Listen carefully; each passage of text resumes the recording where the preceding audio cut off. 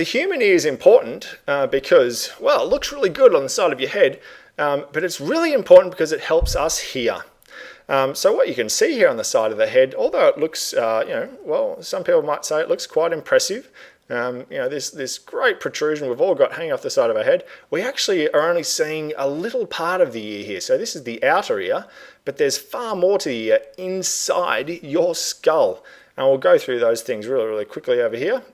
So, like I just said, the outer ear it's basically the part of the ear that you can see, and it works to funnel sound waves, so compression waves, into your ear. So you get these compression waves, and they come into your ear, into your auditory canal, and they in fact smack into your eardrum. Don't poke things too deep into your ear, by the way. You don't want to perforate your eardrum.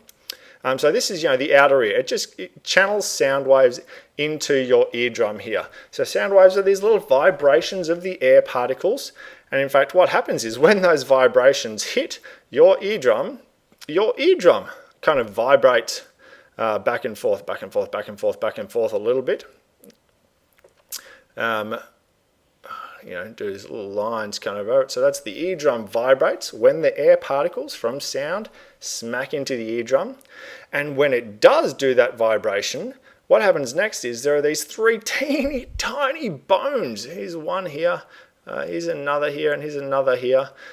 They're called the hammer, anvil, and stirrup. So there's three tiny bones in the middle of your ear, and what they do is they in fact transfer that vibration from the air particles here. The eardrum vibrates, and when the eardrum vibrates, these bones, hammer, anvil, stirrup, these three bones vibrate, and they pass the vibration along to this thing called the cochlea. So this is kind of the middle ear is where these three bones are, and the cochlea is in the inner ear here.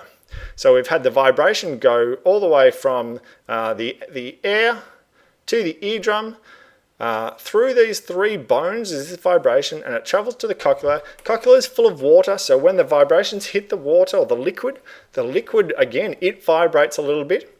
And when those vibrations are felt by some really special receptors here, these kind of neurons, nerve endings here, then those receptors send a message through the auditory nerve, and that in fact goes to the brain, and your brain says, well, I can hear things. So that's how sound travels through, from the outside through to our brain. It goes through the outer ear as the sound kind of travels through. The eardrum vibrates, the hammer, anvil, stirrup, these three bones in the middle ear vibrate, and then the inner ear, the liquid in the inner ear vibrates, and these receptors here send a message to the brain. So that's really how you hear things.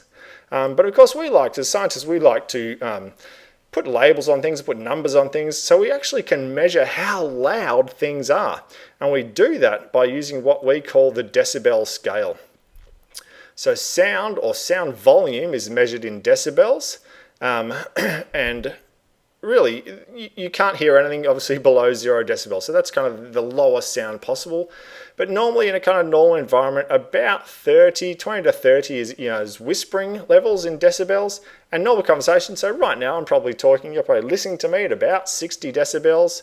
It goes up a bit. City traffic and a jackhammer get close to 100 decibels, which is actually really, really loud, because just below 100, if you kind of listen to things for a long period of time, and this is just here, just below 100 is the level at which sustained exposure can result in hearing loss, which is interesting because some rock concerts are in fact louder than that, so at 115. So you don't want to be in a rock concert your whole life, and that's why musicians actually wear earplugs in their ears a lot of the time, so they avoid kind of hearing loss when they get older.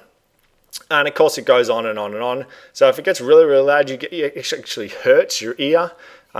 Too loud, as your jet engine, you stand near a jet engine, and if you don't have any hearing protection on, you can damage your ear, so don't do that. And in fact, there is a louder sound possible. So the loudest sound which is possible is 194 decibels. So that's about the human ear, how we hear, how the sound waves, their message is is transported through to the brain, but it's also about the decibel scale and what that really means.